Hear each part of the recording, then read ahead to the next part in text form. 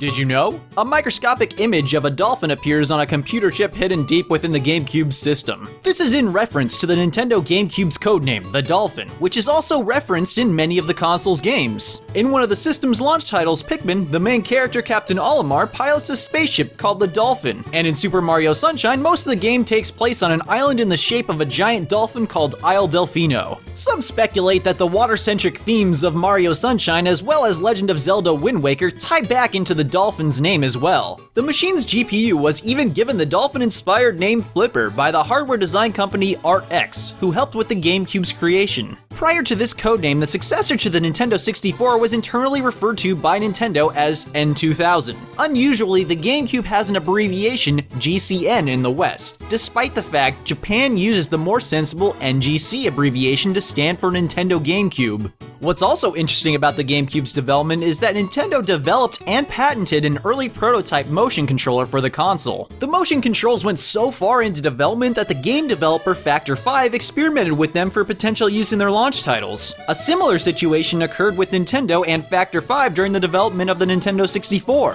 Factor 5 wanted to use the Nintendo 64 expansion pack to improve Star Wars Rogue Squadron's graphics, but Nintendo only wanted the pack to be used with hardware peripherals. After seeing the graphical benefits that the expansion pack gave to Turok 2 Seeds of Evil, however, Nintendo decided to allow Factor 5 to use the expansion pack. The GameCube itself released after about 4 years of development and was helmed by Dr. Wei Yen, a graphical engineer who had been the head of Nintendo Operations SGI, the department responsible for the Nintendo 64's fundamental architectural design. The GameCube's final design strangely has code referencing Nintendo 64 peripherals, such as the rumble pack and memory card, and even obscure peripherals such as the keyboard and mouse. Chunks of text containing these strings can be found as leftovers in various games like Wario World. A version of the GameCube service disc can also detect Nintendo 64 controllers.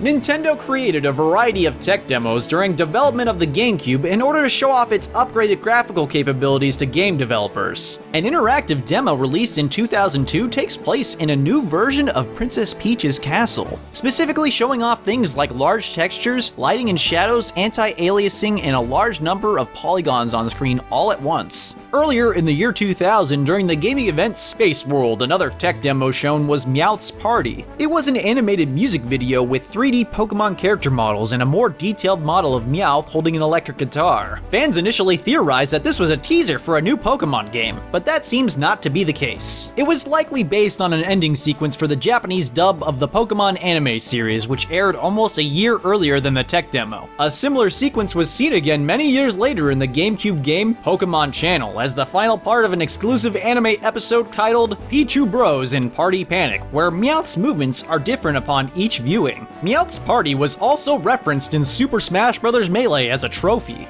The GameCube was the first major console in Nintendo's history to not launch with a game where Mario is the protagonist. Instead, Luigi's Mansion was developed as the system's Mario Universe game. After the GameCube's worldwide release in 2002, players began to unlock some interesting secrets found right in the system's startup screen. The most well-known of these secrets can be triggered by holding down the Z button on the controller while the startup intro animation plays.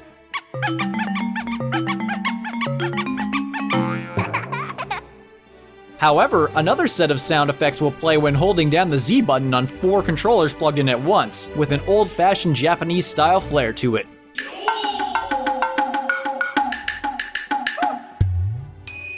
The soft reflections on the logo's graphics also share a fun secret. The texture mapped onto them is the same texture used for all shiny objects, and the Nintendo 64 logo in The Legend of Zelda Ocarina of Time and Majora's Mask. When on the menu screen itself, a slow ambient tune is heard in the background. Speeding it up by about 19 times normal speed reveals the slow series of tones is actually the Famicom Disk System startup jingle.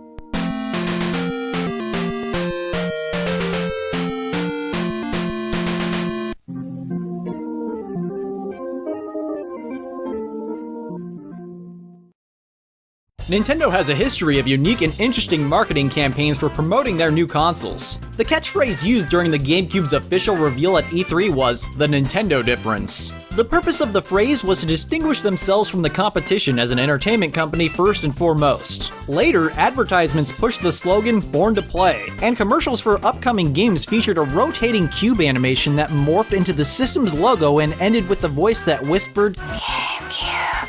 And what was possibly the most bizarre piece of advertising was a contest titled, "What Would You Do for a Nintendo GameCube?", where fans were picked to perform stunts that they'd chosen in order to prove themselves as the most dedicated Nintendo fan. The 5 finalists who made it to the competition on November 1st, 2001 in San Francisco had a collection of incredible acts. They included a man from Illinois who proposed to his girlfriend while they were dressed up as Mario and Princess Peach, a man from New York who juggled several Nintendo systems while dressed up as Mario while whistling the Mario theme, a little boy from Wyoming who painted a Nintendo GameCube logo out of condiments only using his tongue, a girl from Arizona who ate a Nintendo GameCube-sized replica of uncooked Spam, chocolate syrup, and cat food. And finally, the grand prize winner, Corey Olksberry from Texas, who shaved his head, painted himself blue with a leaf on his head to look like a Pikmin, and ate a bowl of worms and crickets. Olksberry won a prize pack including a GameCube, a Game Boy Advance, a collection of games, and $5,000 for his act. That's all for today, but don't forget to subscribe to Did You Know Gaming and follow Did You Know Gaming on Facebook and Twitter. Make sure you also check out DidYouKnowGaming.com, and if you like this video, check out our other videos. And hey, if you like the sound of my voice and you don't want to eat a bowl of worms and crickets, I can't even believe I had to say that, you can go to my channel and watch the top 10 cheat codes in video games, where I go over lots of cheat codes that are fun.